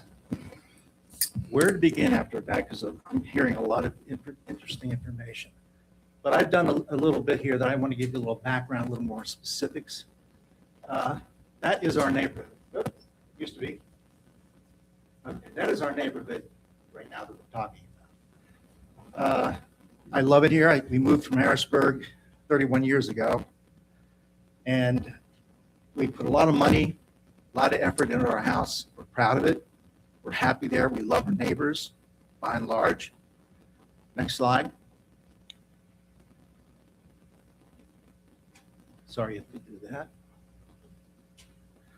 What you're seeing there, marked that outline in green, yellow, are owner occupied in our neighborhood. There's 20 of them. There's 22 properties. Only 2 are apartments. They've been there since we've been there 31 years.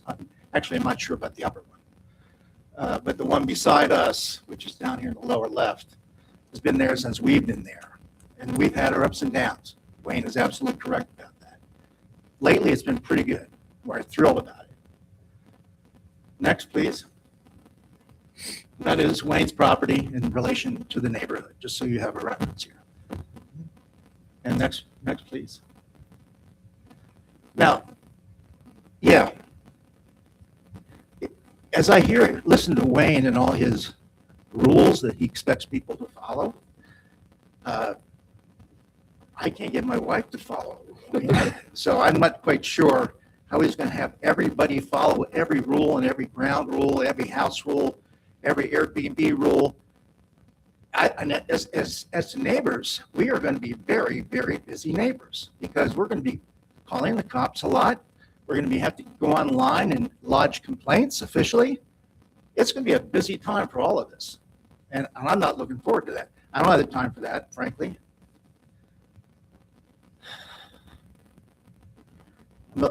I was very calm until I just listened to these half-truths. But let's go to the next, please. I'm going to clarify some things.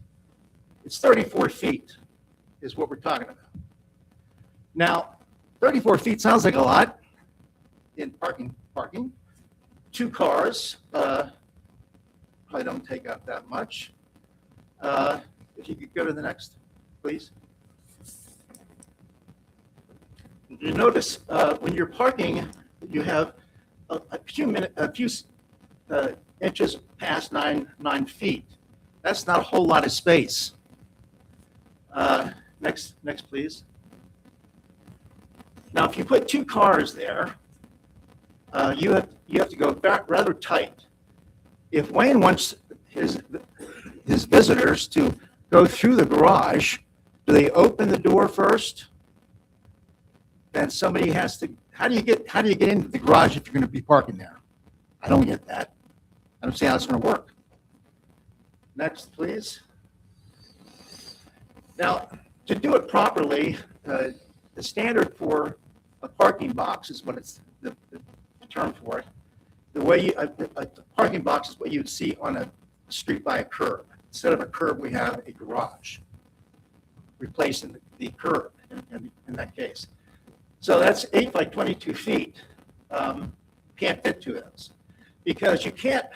To put 2 vehicles in there, you have to drive over 1 or 2 of those other neighbors' driveways.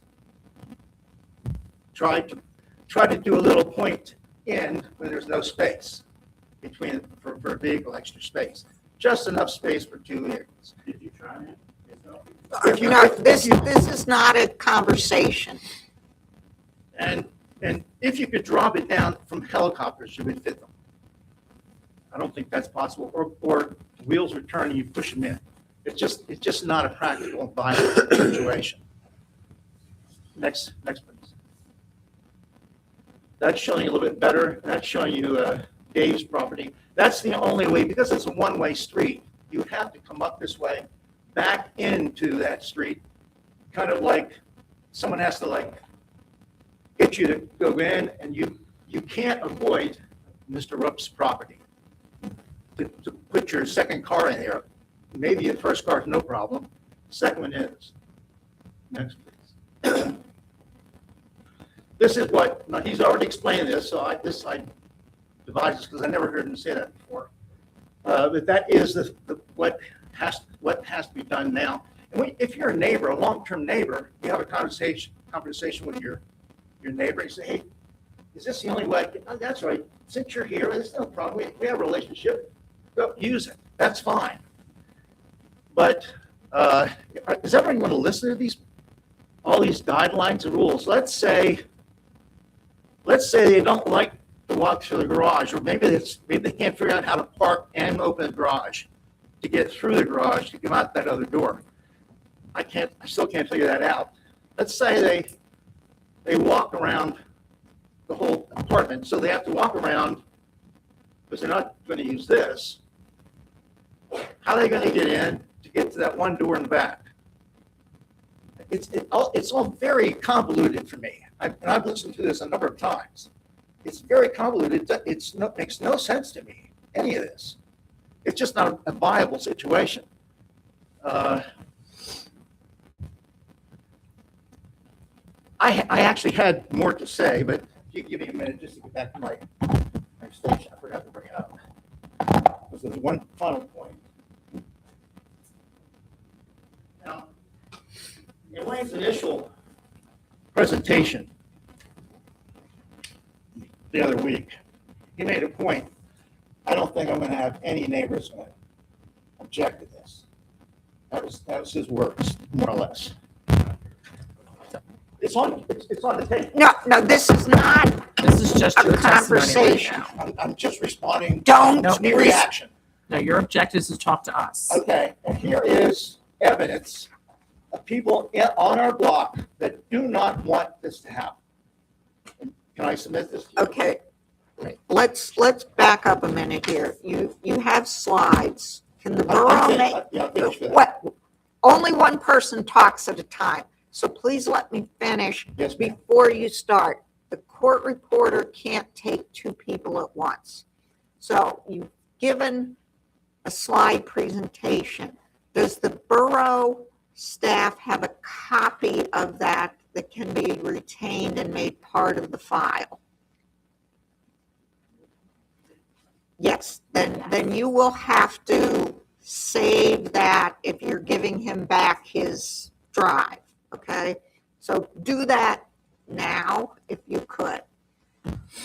Okay, that slide presentation will eventually become Exhibit Musser 1.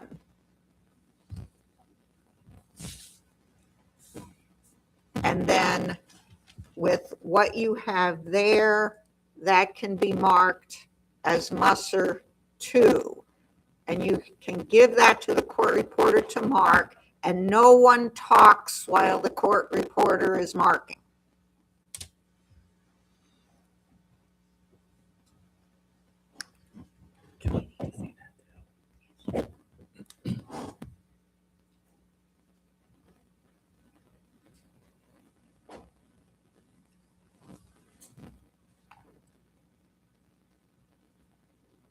Okay, and now you get that and you have to show it to the applicant, and then you give it to the Borough Zoning Hearing Board to pass around.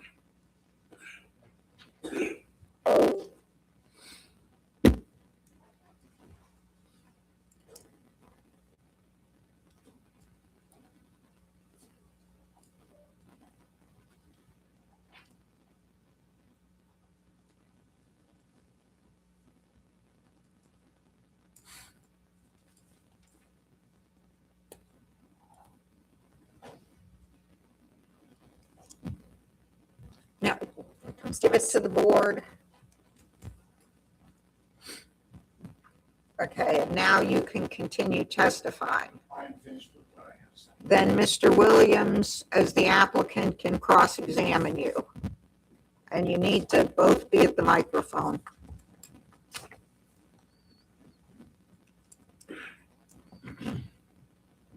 Jerry, I don't even know where to start, but, wow. So did you, when you were doing measurements of my parking, did you research, like vehicle sizes, typical family vehicle sizes? Yes, I did. And what did you come up with? Is this not included in any of the sizes?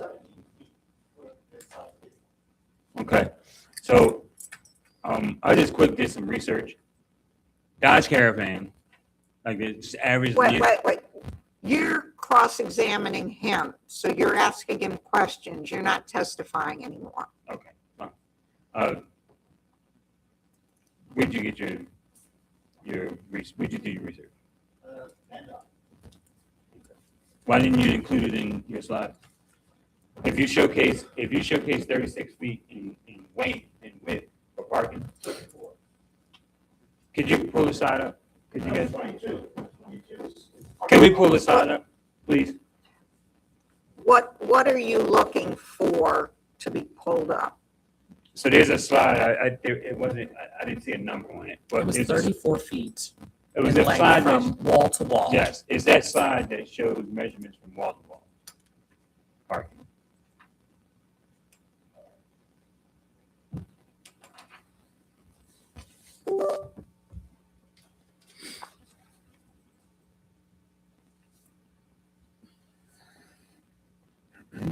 Actually, before we go to that slide, could you go back?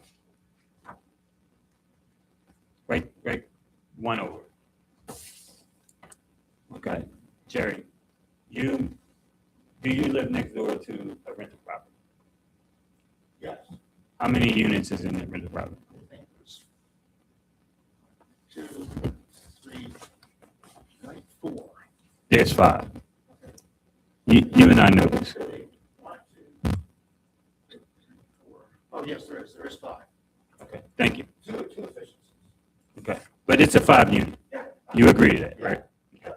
Does that building that's parked directly next to you have off-street parking? Yes or no? They're long-term rentals. Do they have off-street parking? It's just yes or no? No. Do you have off-street parking? Wait a second. This is not a debate. I'm asking a question. Wait. One time, one person at a time. Okay. When there's a question asked, the question gets answered. May I continue to answer my questions? Yes. Do you have off-street parking? No. Are you affected by the rental property next door to you with parking? Not for the last 2 years. I will agree with that. Has my property affected your parking? No.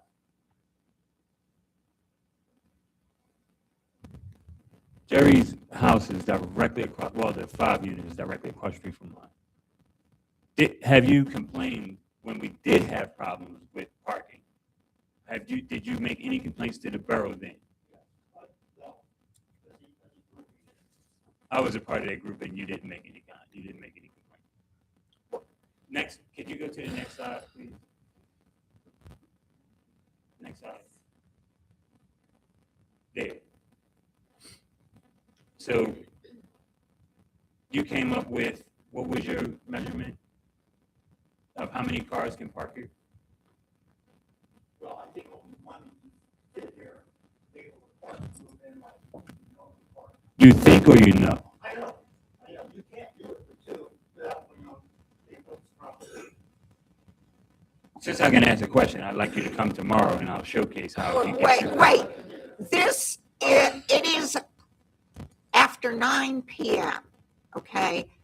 This is not a time to draw this out by arguing with each other. If you have questions that can be asked, you ask questions. If you are asked a question, you answer the question. But you don't go back and forth and you don't say, I'll show you tomorrow or whatever. I'm sorry, that was just a part of the question that I asked. I apologize. Could you go to the next slide, please? So my property, I can't even- what are you showcasing here is my property line? Like where my property meets the alleyway? Right, so you can see ice accumulation right there, which is where the macadam reaches his macadam. There's a seam. And it varies, if you went down to E92, 93, as you go down, because it's not a straight line. So my property actually goes past that. If you owned the property, you would know it. Wait, none of that, if you own the property, you would know it. You're going to ask questions and get answers. You're not going to argue with each other. Have you tried to park on the property? No. That's it. I don't have no question. Does anyone else Yeah, hold on. have any questions for Mr. Musser in the audience? Mayor, come forward.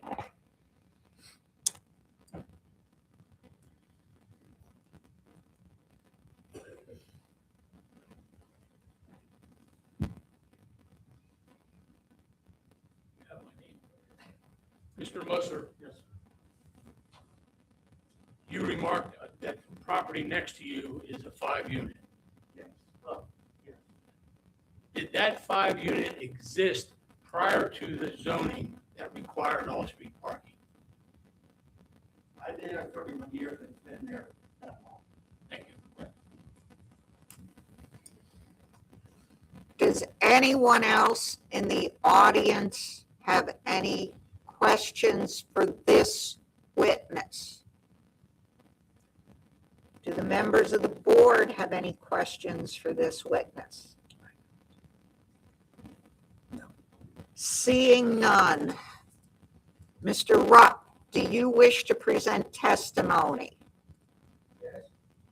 Then come forward and be sworn or affirmed.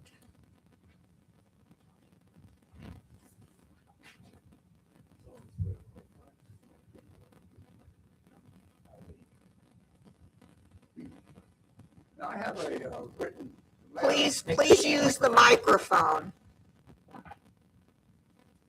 I have a written letter to the board, so I'd like to pass it out. Then that needs to be marked as Rupp Exhibit 1, and you need to give a copy of it to the applicant.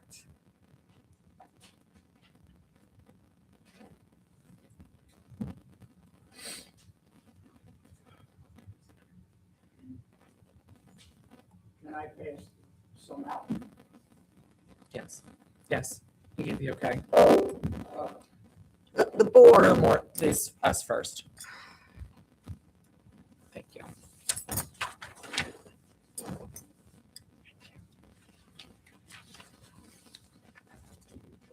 Do you have an extra? Like for her? Every member of the board gets one.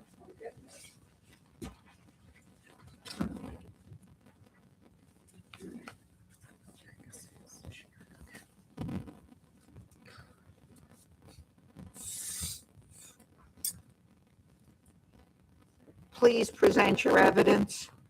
All right, this letter is more extensive, but I'm not going to read everything here. I'm just going to read some. I'm going to read some the highlighted areas. That doesn't work so good. I am opposed to this short-term rental adjacent to my primary residence, and I live directly next door to Wayne. And I believe residential zoning districts are intended to promote stable, long-term occupancy. And a dwelling used for short-term occupancy by unrelated rotating guests constitutes a change in use from residential to lodging. I guess I'm not telling you anything you don't know. But short-term rentals are associated with increased noise, loss of privacy, parking congestion, and reduced neighborhood safety. And approval of this application would establish a precedent for similar requests, leading to a cumulative erosion of residential character in the neighborhood. And compliance relies on compliant-driven enforcement after disturbances occur. And when that happens, when the police are called, when Wayne is called, the damage has already occurred. And I'm viewing this, now these are some extra notes that are not on this paper. I'm viewing this as a permanent change. And I don't know if that's the case or not, but as far as I'm concerned, if you would give him approval for this variance, then when Wayne sells, the next person gets that also. So I figure I'm going to be living next to a short-term rental for as long as I've been there, or as long as I am there. And I believe that the current zoning is there to protect me. And I believe you need to do your job and not approve this zoning request, a variance request. So that's all I have. Mr. Williams, do you have questions for Mr. Rupp? Okay, does anyone else in the audience have questions for Mr. Rupp? Do the members of the board have questions for Mr. Rupp? Mr. What is your feeling on the parking that's going to occur if this variance would be passed? I believe any short-term renters are going to park outside they're going to park on the street. They're not going to park back there. What do you think of the thoughts of them possibly walking through your property as No, Wayne that's does not now? going to happen.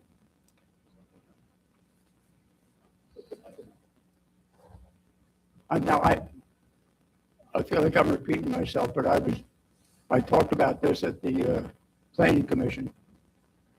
Wayne's a friend of mine, and I let him walk through my property anytime he wants, but not short-term, not people I don't know, that, I don't know who they are. That's just not going to happen. Now, this property used to be a rental property, but it was a long-term rental. The guy that rented that property was there for years. I had no problem with that. Never had a problem with either of my neighbors. Any other questions?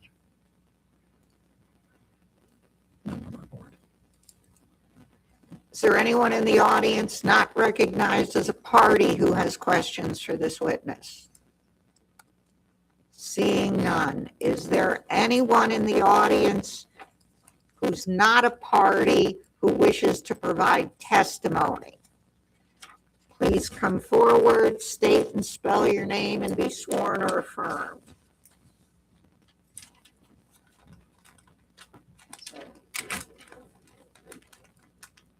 Yes, Sharon Lintner, SharonLintner. Please use the microphone. Okay. I live in the block as well, 500 Chestnut Street. A couple things I did not hear tonight that concern me, like would pets be allowed? Would there be dogs unattended for hours on end while people are out sightseeing?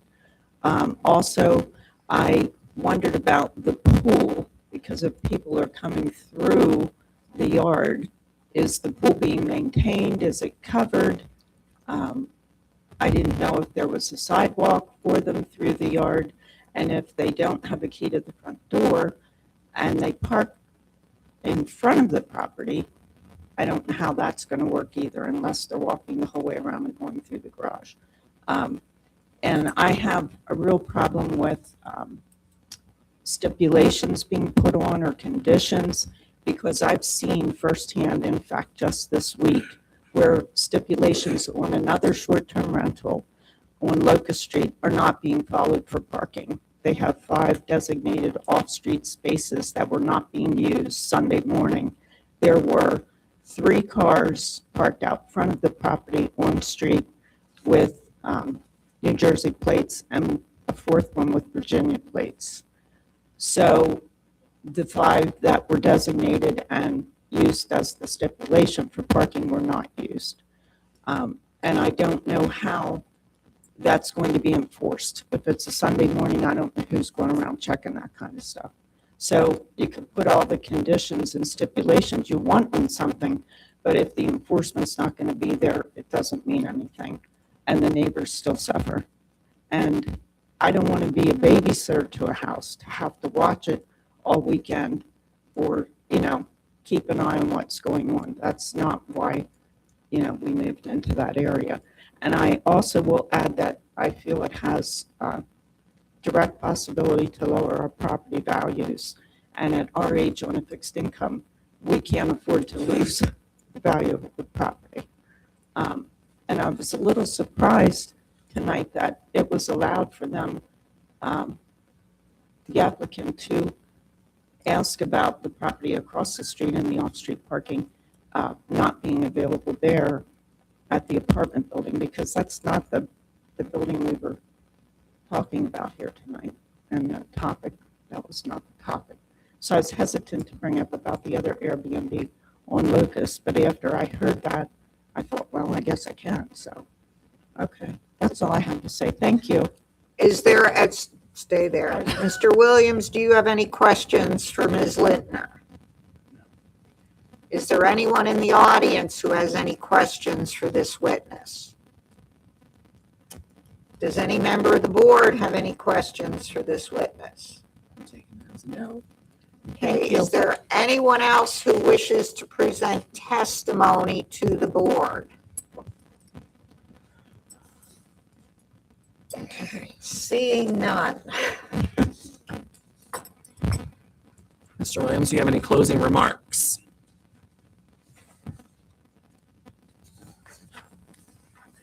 Really quick. I was keep it. Just I didn't even think about like pets and other things. I have a pet. I got a dog. I have a Schnauzer miniature. He's home now. Lovely dog. Look, any liabilities, any potential liabilities that I'm made aware of that could pose any harm to any of my neighbors or the community, it's just going to be mitigated and or eradicated. I mean, it's as simple as that.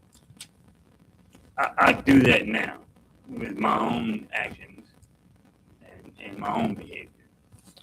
I want to apologize. You guys saw some negative interaction between myself and my neighbor. One of my neighbors this evening. It's personal. And I apologize for my actions. But just any liabilities that present themselves, potential liabilities that present themselves that could cause any kind of negative outcome in the community, they'll be mitigated, eradicated immediately.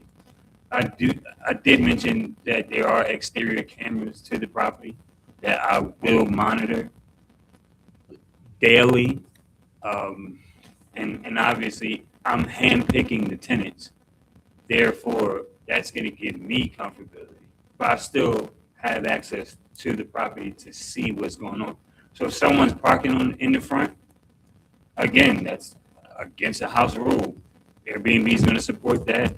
Obviously, the borough is going to support that. You can't do it. They continue to do it. They're gone. Simple as that. So a lot of infractions that may be committed exterior-wise, I'm going to know probably before my neighbors even know, because I'm watching it in real time live. And I have that security system in place, and that's been installed since COVID, 2020, easily. In terms of the parking, realistically, you can get 2 vehicles. There's a commercial vehicle that is showcased parked there currently now, as I testified earlier, and I have my personal vehicle outside that you could easily park there.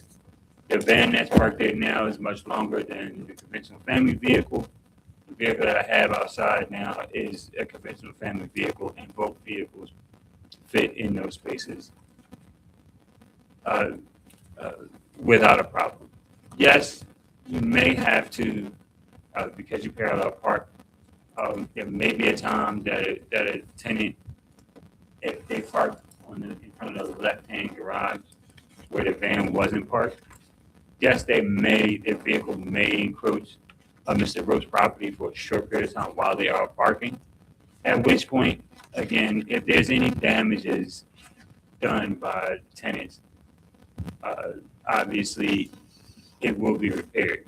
I've damaged his curb myself.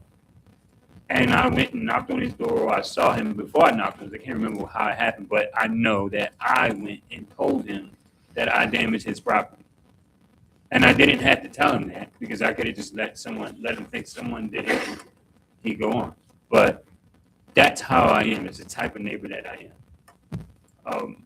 So again, any liabilities present themselves to be mitigated and eradicated immediately, without question. If any of the neighbors have any complaints, and they haven't, but since I've been there, but if they do have a complaint, be considered. And if it's something that needs to be addressed immediately, it will be, without confrontation, to seek resolution. Simple and plain, simple as that. If I do sell the property, it will not remain an Airbnb. And I ask that the borough make that a condition. As long as I own the property, if the borough does pass the variance, I and only I am allowed to operate an Airbnb based on, obviously, my medical condition. That's why I'm doing it, why I requested it. If that's possible, I ask that that is implemented in the favorite decision that the borough makes, to give my current neighbors, the assurance that should I sell the property, it remains residential or goes back to low density residential, and it will not be an Airbnb in the future. It has to be either single family lives there, or a single family rental, one unit rental. That's it. It's all my testimony. Thank you, Mr. Williams. Thank you. Can I close it? If there's no other conversations or testimony, we're going to have a motion. Do you have something to say? We're going to close. Am I allowed to ask a question, Giselle? A question of who? The applicant? Yeah. You said the front door of the property is generally locked. They Yep. don't have access. So just to showcase the current the current door scenario. So the front door of the property is a historic door. It's got a Corbin lock on it. I have a locksmith, and he serviced it. I had him service it fall of last year. So it's a historic lock that I don't want to change. You can't get these locks anymore. So for that reason, it's expensive to maintain. I have invoices to show this. For that reason, I can't say that the tenants can't go in and out of that door, but they won't be provided access. The rear door is an updated door where I can install, and I will, a keypad where there's no key provided, because I don't want to provide a key for the property anyway. But the rear door will have a keypad, and that'll ultimately unlock the deadbolt, and then they can just enter the property that way. Now, once again, I can't stop them from going in and out of the front door. I mean, there's a swing on the porch. So somebody sees that, I can't stop them from getting on the swing, all right? But what I can do is stop them from parking, and I can limit access to the property. So they won't have direct access to the front door. If they go out the front door, it's locked. You can't unlock the door, the front door, and go out, shut the door, and then it remain unlocked. That's the style lock it is. It's a or their style lock. I don't know if you're familiar with it or not. I was just concerned if the front door is locked and people are upstairs and there's a fire. Sure. They can get out. Fires at the back door of the house, how are they going to be able to get out? I Sure. was just wondering, are they still going to be able to use the front door? if Sure. They have to in an emergency. Sure. Okay. Sure, excuse me, they can enter and exit all they want to. They just won't have keyed entry, keyed access to the front door. It's just not gonna happen. But in case of emergency, yes, they can go out that door or the back door, but if the back door, if there's a fire back door, obviously I have to go out the front. And then there's 2 windows right next to the door as well. So if it was an emergency where they needed to get out and they had trouble even opening the door, there's 2 windows that are larger than 5.9 square feet in order for them to exit. And I know that's code. Okay, that's everything. Thank you again, Mr. Williams. Thank you. Are we going to have a motion to close the record?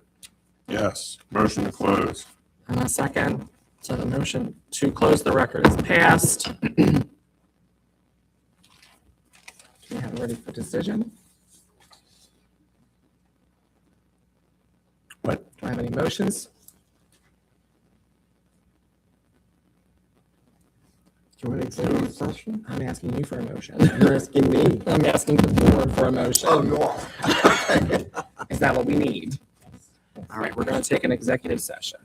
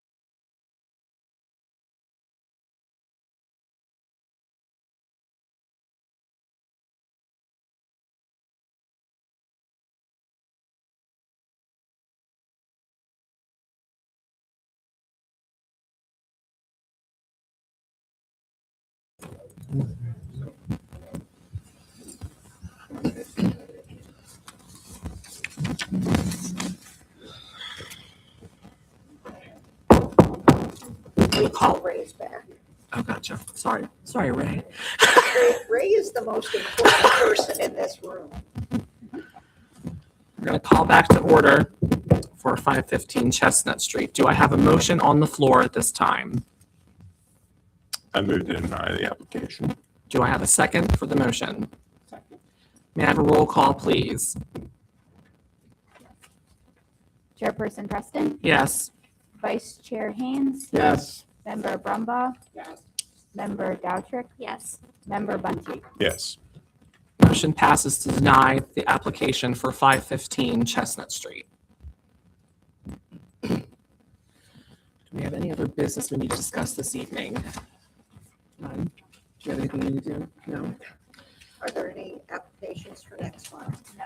So if we have any applications, which we don't at this time, our next hearing will be January 28th, 2026, at 7 p.m. here in the conference room. Do I have a motion to adjourn? Second. Motion passes. Happy New Year's, everybody. Thank you.